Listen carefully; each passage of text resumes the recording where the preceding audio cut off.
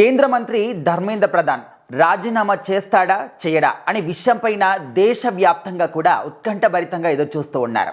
నిన్న central government అదేవిధంగా సిజేపీ protesters వీళ్ళిద్దరి మధ్య భేటీ కూడా జరిగింది. అందులో వాళ్ళు ఏం మాట్లాడుకున్నారు అని దాని గురించి 3 షరతులు పెట్టినట్టు కూడా తెలుస్తోంది. అంటే సిజేపీ ప్రొటెస్టర్స్ ఎవరైతే ఉన్నారో వాళ్ళు సెంట్రల్ గవర్నమెంట్కి 3 షరతులు చెప్పారు. అందులో రెండింటికి గవర్నమెంట్ ఆల్రెడీ ఓకే చెప్పింది. అంటే ఇక మీదట పేపర్ లీకులు జరగకుండా కూడా కఠినమైనటువంటి చర్యలు తీసుకుంటాము. అదేవిధంగా ఎవరైనా లీకులు చేస్తే వాళ్ళకు 10 సంవత్సరాల పాటు జైలు శిక్ష, అదేవిధంగా 10 కోట్ల వరకు జరిమానా విధించే అవకాశం కనిపిస్తుంది. సో దాంతోపాటు మూడవ షరతు ఏంటంటే ధర్మేంద్ర ప్రధాన్ ఖచ్చితంగా రాజీనామా చేయాల్సిందే.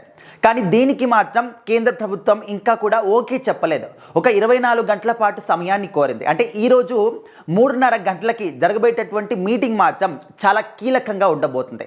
ఇప్పటి వరకు కేంద్ర ప్రభుత్వం ఏం మాట్లాడింది, ఏం చెప్పింది, మోదీ గారు ఏం చెప్పారు, మిగతా వాళ్ళు ఏం మాట్లాడారు, పార్లమెంట్లో ఏం జరిగింది, ఇదంతా కూడా ఒకటైతే అదేవిధంగా ఇక్కడ స్టూడెంట్స్ కావచ్చు, సిజేపీ ప్రొటెస్టర్స్ కావచ్చు, వాళ్ళకి సపోర్ట్ చేసే వాళ్ళు కావచ్చు, వీళ్ళందరూ కూడా ఒక ఎత్తు అయితే ఈరోజు వీళ్ళిద్దరి మధ్య జరగబోయేటటువంటి మీటింగ్ అనేది ఖచ్చితంగా అగ్రస్థానంలో ఉండబోతుంది అన్నమాట.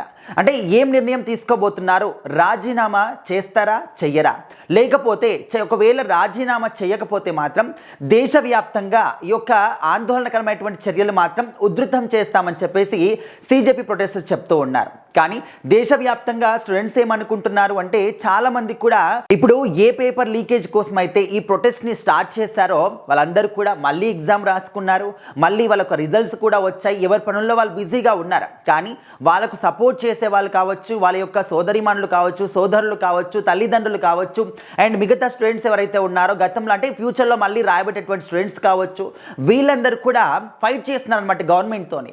ఈ విధంగా పదే పేపర్ లీకులు కావడం వల్ల విద్యార్థులు ఆత్మహత్యలు చేసుకొని చనిపోతూ ఉన్నారు.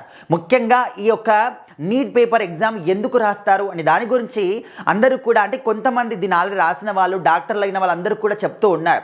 ఆ ఎగ్జామ్ అనేది ఒక్కసారి మిస్ అవుతే ఖచ్చితంగా మళ్ళీ చదవలేము, అది ఇంపాసిబుల్, అంత కష్టమైనటువంటి ఎగ్జామ్ అది. సో దాని ద్వారా ఖచ్చితంగా నష్టపోయే స్టూడెంట్స్ అంటే డెఫినెట్లీ బాధ ఉంటుంది.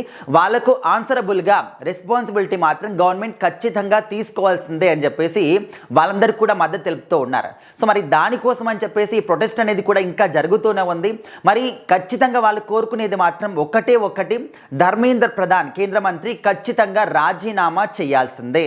సో మరి దీనికి మాత్రం కేంద్ర ప్రభుత్వం ఏం చెప్తుంది అని దానికి మాత్రం ఇప్పుడు దేశవ్యాప్తంగా కూడా ప్రజలందరూ కూడా ఎదురు చూస్తూ ఉన్నారు. అంటే ఇప్పటి వరకు మన దేశంలో ఎన్నో ప్రొటెస్టులు జరిగాయి, ఎన్నో అంటే యుద్ధాలను తలపించినటువంటి అలాంటివి కూడా జరిగాయి. కానీ ఇంత భారీ ఎత్తున దేశవ్యాప్తంగా స్టూడెంట్స్ ముఖ్యంగా యూత్ అందరూ కూడా ఇంత కల్లోలమైపోయి కల్లోలం సృష్టించేసి అంటే ఇంత ఘోరంగా అందరూ కూడా అంటే బాధపడుతున్నటువంటి సందర్భాలు చూస్తున్నామంటే మొట్టమొదటిసారి అని చెప్పేసి చెప్తూ ఉన్నారు. మరి చూద్దాము ఈరోజు 3:30 సమయంలో ఇక్కడ కేంద్ర ప్రభుత్వం ఎలాంటి నిర్ణయం తీసుకుంటుంది, కేంద్ర మంత్రి ధర్మేంద్ర ప్రధాన్ రాజీనామా చేస్తాడా చెయ్యడా, చెయ్యాలా వద్దా, మీరేమనుకుంటున్నారు ఖచ్చితంగా కామెంట్ చేయండి.